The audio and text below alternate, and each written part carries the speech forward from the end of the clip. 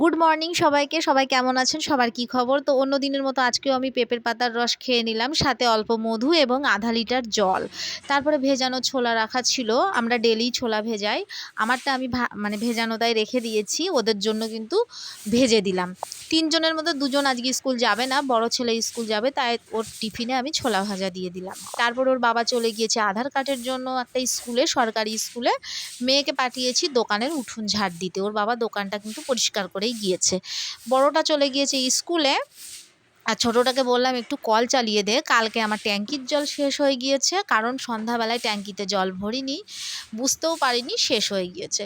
সেই জন্য আজকে বাসন না মেজে আমি কিন্তু আগেই ছোলা ভাজার পরে গ্যাসটা পরিষ্কার করে বাইরে চলে এসেছি, উঠোন ঝাড় দিলাম।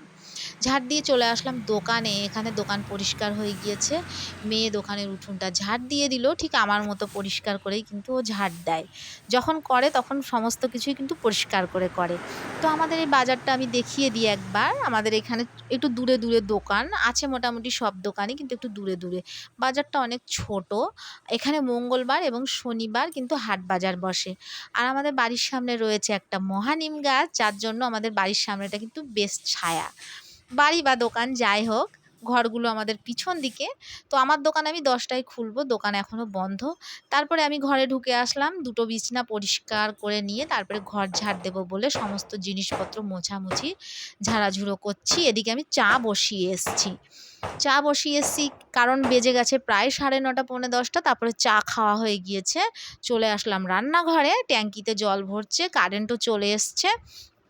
আমি ভাবলাম ডাল বসিয়ে তারপরে ঘ্যাটকল কেটে তবেই আমি বাসন মাজবো। তো এখানে সমস্ত কচি পাতা এবং কচি ডাঁটাগুলো নিয়ে নিলাম। আজকে কিন্তু আমি বাটা করব সেই জন্য। তারপরে পরিষ্কার করে ধুয়ে আমি এটা বেসিনে রেখে দিলাম, যাতে জল ঝরে যায়। জল ঝরে গিয়েছে। তারপরে এখানে কালো জিরে শুকনো কড়াইতে দিয়ে আমি এখানে দিয়ে দিলাম কাঁচা লঙ্কা। টেস্ট বাড়ানোর জন্য কিন্তু এখানে 2টো শুকনো লঙ্কাও দেওয়া যেতে পারে, 2টো কাঁচা লঙ্কা কমিয়ে। তো আমি কাঁচা লঙ্কায় দিয়ে এভাবে করি। আর সঙ্গে ছিল রসুন এবং পেঁয়াজ, একটু ভাজা ভাজা হলে পারে, মানে শুকনো খোলাই ভাজা হবে। তারপরে দিয়ে দিয়েছি ঘ্যাটকলগুলো। ওর মধ্যে দিয়ে দেবো আমি লবণ। আমি কিন্তু হলুদও দিই, সব রান্নাতেই হলুদ দিই। অনেকে শাকে হলুদ দেয় না, আমি কিন্তু দিই। তারপরে এখানে হালকা জল উঠে গিয়েছে, হালকা জল উঠে গেলে পারে ওটা ওই অবস্থায় আমি ছেড়ে দিয়েছি। যেহেতু কারেন্ট চলে এসছে তাই আমি দেরি না করে কিন্তু ওয়াশিংয়ে জল ভরে ফেললাম। অনেক কাপড় রয়েছে আমার কাচার। আর খুব খুশি লাগছে কারেন্ট চলে এসছে, তাড়াতাড়ি করে খাওয়ার সমস্ত জল আমি মগ, বোতল, দোকানের ফ্লাস্ক, বাড়ির ফ্লাস্ক সমস্ত কিছু মেজে, তার আগে আমার কলপাড় এবং রান্নাঘর কিন্তু মেজে পোছা হয়ে গিয়েছিল। জল ভরার পরে ঘ্যাটকলও আমার হয়ে গিয়েছে। তা ঘ্যাটকল আমি এখানে বাটা করছি, ফিনিশিং করে বেটে নিলাম। মিক্সিতে বাটলাম না, শিলেই বেশি ভালো হয়। তারপরে কিন্তু আমি কড়াইতে অল্প তেল গরম করে তার মধ্যে দিয়ে দিয়েছিলাম। ঠিক এমনভাবে কিন্তু এটা ভাজা ভাজা করে নিলাম লেবু দিয়ে খাবার জন্য। তো আজকে আর বেশি কিছু রান্না করব না, ছিল সব কিছুই। লাউ ছিল, কুমড়ো ছিল, ইচ্ছেও ছিল, ডালও করা হয়ে গিয়েছে।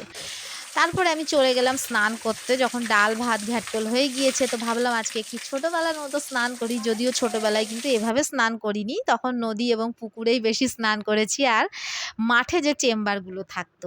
তা আজকে মনে হলো এভাবে চান করি। এভাবে মাঝে মধ্যে আগে করতাম, এখন আর সময় হয় না, তাই করি না। তো বেশ মজা করে স্নান করলাম। মেয়ে পাইপ ধরেছিল, স্নান করার পরে শাড়ি পরে নিলাম। তারপরে ফুল তুলছি। প্রচণ্ড গরমও পড়েছিল আজকে। ফুল কিন্তু আমার ওপাশে বেশি হয়েছে, এত পরিমাণ ফুল হয়েছে যে দেখে গাছটা খুব ভালো লাগছে। এদিকে একটু কম হয়েছে, ওপাশে বেশি হয়েছে। তো আমি সারা দিক থেকেই কিন্তু ফুল তুলবো, ফুল আমি ছাড়বো না। পুরো এক সাজি ভরে ফুল তুলে এনেছি। তারপরে আমি বজরংবলীর যেহেতু পুজো আজকে মঙ্গলবার, পরিষ্কার করে আমি মুছে নতুন করে কাপড় বিছিয়ে এখানে আমি পুজো দিয়ে দিয়েছি নকুলদানা দিয়ে। আজকে আর লাড্ডু আনার সময় হলো না, কারণ বড় ছেলে বাড়ি এসেই কিন্তু অনলাইনে ক্লাস শুরু করে দিয়েছে, তাই ওকে আর পাঠালাম না। আজকে মঙ্গলবার, আজকে কিন্তু মনসা পুজোও ছিল। তো আমি নিচে পুজো করে চলে গিয়েছিলাম দোকানে। দোকানে ঠাকুরের পায়ে ফুল দিয়ে ধূপ দিয়ে চলে গিয়েছিলাম ছাদে। ছাদে আমার মনসা গাছ লাগানো আছে, সেখানে পুজো করে নিচে এসে কিন্তু খেতে বসে গিয়েছি ঘ্যাটকল আর ডাল দিয়ে। ভেবেছিলাম রান্না করব অন্য কিছু, কিন্তু ওর বাবা মানা করলো, যেহেতু ঘ্যাটকল দিয়েই সব ভাত খাওয়া হয়ে গিয়েছে। তারপরে আমি চলে গেছি খাবার পরে দোকানে। দোকান থেকে এই যে ঘরে আসলাম, তো এবার আমি শাড়িটা দেখাই। শাড়িটা খুব একটা বেশি দামি কিন্তু নয়, এমনি নর্মাল সুতির শাড়ি। শাড়িটা আমার অনেক দিনের শাড়ি, প্রায় ৪ বছর তো হয়েই গিয়েছে। তো শাড়িটা আমি ২-১ বার পরেছি, পরার পরে কিন্তু আলমারিতে রাখা ছিল। তো আজকে পরে নিলাম। এই শাড়িটার সঙ্গে কিন্তু ম্যাচিং ব্লাউজ পরলে খুব সুন্দর লাগতো। কিন্তু